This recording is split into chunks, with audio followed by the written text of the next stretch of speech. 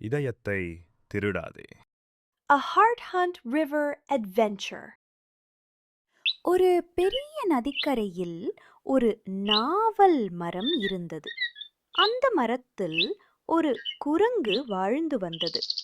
அந்த நதியின் மறுபுறம் ஒரு முதலை தன் மனைவியுடன் வாழ்ந்து வந்தது.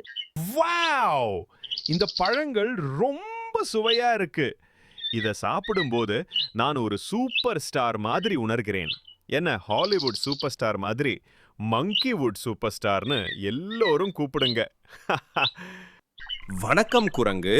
நீ எப்பவும் இந்த மரத்துல ரொம்ப சந்தோஷமா இருக்கிறாய். உன் மகிழ்ச்சியின் ரகசியம் என்ன?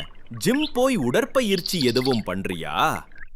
ஆமா, இந்த பழங்கள் தான் என் மகிழ்ச்சிக்கு காரணம். நீயும் ஒரு பழம் சாப்பிட்டு பாக்கியா? பார்த்துக்க, இந்த பழத்தோட சுவைக்கு நீ அடிமையாகிட்டா நான் பொறுப்பு இல்ல. உண்மையா? நான் இதுவரை இப்படி ஒரு பழம் சாப்பிட்டதே இல்லப்பா. தினமும் ஏன் மனைவி கொடுக்கிற சாப்பாடு சாப்பிட்டு போர் அடிக்குது. நல்ல பழமா பார்த்து கொஞ்சம் படித்து கொடுப்பா. இத பிடி, சாப்பிட்டு பாரு, சொர்க்கத்துக்கு போக போற. வாவ், ரொம்ப சுவையா இருக்கு. தேவாமிர்தம்பா இது. நன்றி நண்பா. இப்போ நான் உனக்கும் இந்த பழத்துக்கும் ரசிகர் மன்றம் தொடங்க போறேன். முதல் உறுப்பினர் முதலை.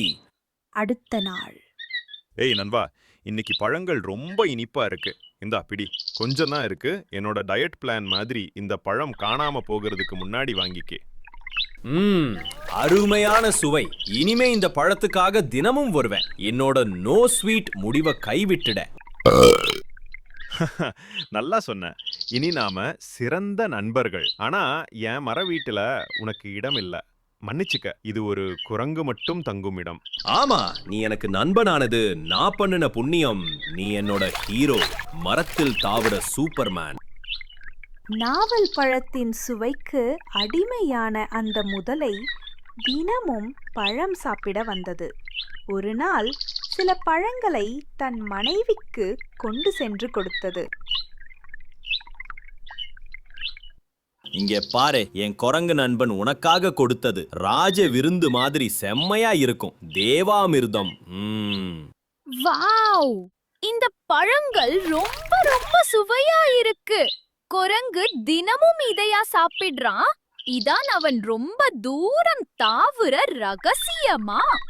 இந்த பழமே இவ்ளோ சுவையா இருந்தா இந்த பழத்தை தினமும் சாப்பிடுற அந்த குரங்கோட இதயம் சாப்பிட எவ்வளவு அருமையாக இருக்கும். இனிப்பான இதயம். நான் குரங்கின் இதயத்தை சாப்பிட விரும்புகிறேன். இன்றைய டின்னர் மெனு மாற்றப்பட்டது. என்ன சொல்ற? என் நண்பனின் இதயத்தை சாப்பிடணுமா? இந்த கதையில நான் நண்பனா இல்ல நான் வில்லனா ஒரே குழப்பமா இருக்கே. ஆமா, எனக்கு அவன் இதயம் வேண்டும். உடனே அவனை கூட்டிட்டு வா, இல்லனா உன்னை வறுத்து சாப்பிட்டுருவேன். ஜாக்கிரதை. ஏய் நண்பா, இந்த பழம் என் மனைவிக்கும் ரொம்ப பிடித்து இருக்கு. என் மனைவி உன்னை பார்க்க ரொம்ப ஆசைப்படுறா. என் வீட்டுக்கு வா.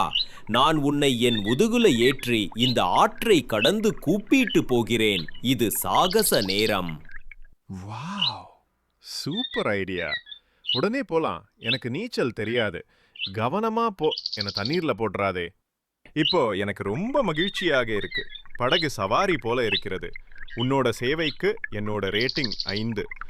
நண்பா, நான் இப்போ ஒரு உண்மையை சொல்ல போறேன். என் மனைவி உன் இதயத்தை சாப்பிட ஆசைப்படுறா. அது ரொம்ப இனிப்பா இருக்கும்னு நினைக்கிறா. என்னை மன்னித்து விடு.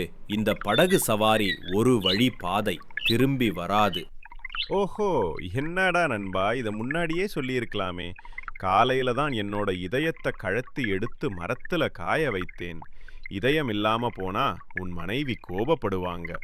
சீக்கிரமா திரும்பி போய் இதயத்தை எடுத்துட்டு வந்துடலாம். வா. நல்ல வேலை, இப்பவே சொன்ன. இல்லனா என் மனைவிட்ட நான் அடி வாங்கி இருப்பேன். மனைவியே, இதோ இதயம் டெலிவரி வருது. முட்டாள் முதலையே, யாராவது இதயம் இல்லாம வாழ முடியுமா? என் இதயம் என் உடம்புல தான் இருக்கு. நீ என்னை ஏமாற்ற முயற்சி பண்ண, ஆனா நான் உன்னை ஏமாற்றி விட்டேன்.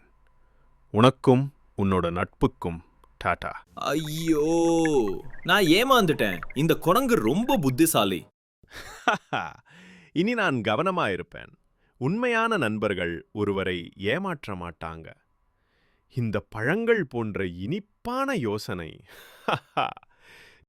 சரி, நான் போறேன். இப்போ என் பொண்டாட்டி என்ன சூப் வைத்து குடிக்க போறாளோ இல்ல எண்ணெய் சட்டியில போட்டு பொரிக்க போறாளோ தெரியல. முதலை 65. நண்பர்களே, குரங்கு மாதிரி எப்போவும் புத்திசாலித்தனமா இருங்க. ஏதாவது ஆபத்துல மாட்டிக்கிட்டா பதட்டப்படாம சிந்திச்சிங்கன்னா நல்ல வழி கிடைக்கும். நண்பர்களை கவனமா தேர்ந்தெடுங்க. ஏன்னா உண்மையான நண்பர்கள் ஒருவரை ஏமாற்றவோ காயப்படுத்தவோ மாட்டாங்க. முதலையை பார்த்தீங்கன்னா குரங்குடனான நட்பு சோதிக்கப்பட்டபோது அது நட்பை கைவிட்டது. தவறான ஆலோசனையை கேட்டால் தவறாக முடியும். உண்மையான நண்பர்கள் தங்கள் நண்பர்களை எப்பொழுதும் பாதுகாக்க வேண்டும்.